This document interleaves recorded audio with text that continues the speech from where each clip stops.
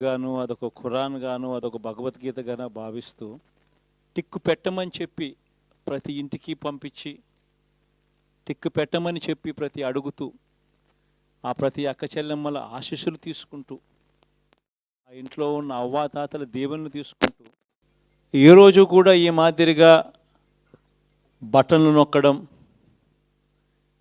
ఏకంగా 2,70,000 కోట్ల రూపాయలు ఎటువంటి వివక్ష లేకుండా ఎటువంటి లంచాలు లేకుండా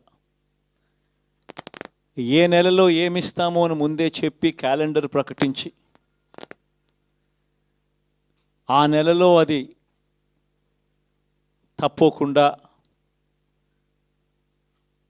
ప్రతి సంవత్సరం తూచా తప్పకుండా ప్రతి సంవత్సరం అది జరిగేట్టుగా చేస్తూ ఏకంగా 2,70,000 కోట్ల రూపాయల వివిధ పథకాల ద్వారా మాట తప్పకుండా జరగడం కూడా గతంలో ఎప్పుడూ కూడా చూడలేదు, జరగలేదు. ఇవన్నీ కూడా నేను ఏదైతే చెప్తా ఉన్నానో ఇవన్నీ ఎప్పుడూ చూడని మార్పులు, గతంలో ఎప్పుడు జరగని సంస్కరణలు. విద్యారంగంలో అయితేనేమి, వైద్య రంగంలో అయితేనేమి, వ్యవసాయ రంగంలో అయితేనేమి, సామాజిక న్యాయం అంశంలో అయితేనేమి, మహిళా సాధికారత అంశంలో అయితేనేమి, గవర్నెన్స్ విషయంలో అయితేనేమి ఎప్పుడు జరగని చూడని సంస్కరణలను కూడా తీసుకొచ్చు. ఇవన్నీ నేను ఏదైతే చెప్తా ఉన్నానో ఇవన్నీ మనం చేసి చూపించి ప్రజల మన్ననలు పొందిన తర్వాతే ఎన్నికలకు వెళ్ళాం. ఎన్నికల్లో ఏమైందో తెలీదు. 5 సంవత్సరాలు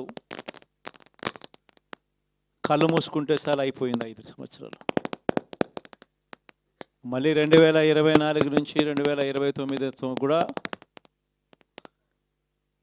అదే మాదిరిగానే కళ్ళు మూసుకుంటే 2029 కూడా కళ్ళు మూసుకుంటే వచ్చేస్తుంది. ఇది మనం గుర్తుపెట్టుకోవాల్సిన అంశం ఏమిటి అని అంటే సినిమాలో ఓన్లీ ఫస్ట్ హాఫ్ మాత్రమే అయ్యింది. గతంలో కూడా ఇదే మాదిరిగా పరిస్థితులు ఉన్నప్పుడు కూడా మనం ఏ మాదిరిగా పైకి లేచాము అన్నది కూడా మీ అందరికీ తెలిసిన విషయాలే.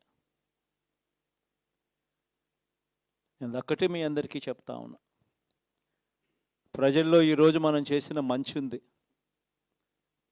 ఇంటింటికి మనం చేసిన మంచి ఇంకా బ్రతికే ఉంది. ప్రజల్లో ఈరోజు మనం చేసిన పాలన మీద విశ్వసనీయత అనే పదానికి అర్థం ఈ రోజుకి కూడా ప్రజల్లో ఉంది. గడప గడపకు మనం చేసిన మంచి ఇంకా ప్రజల్లో